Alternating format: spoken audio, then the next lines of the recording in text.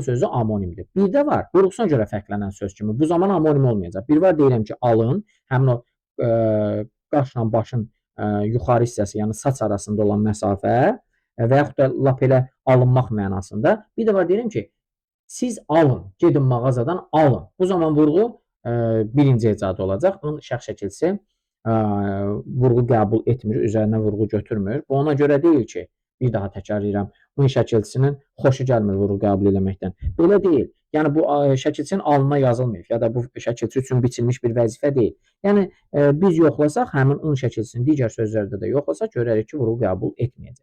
Və deməli, alın sözünün həm amonim kimi məna tay olduğu ki, fərqli məna olduğu, deyilişi yazışı eyni oldu, amma vurğu fərqi olan məna ilə digər mənalar arasında olan məsələdə deyiliş fərqi olduğuna görə, çünki vurğu deyiliş fərqi yaranmasına gətirib çıxarır. Həmçinin də buradakı ın şəkilçisi qrammatik şəkilçidir. Biz leksika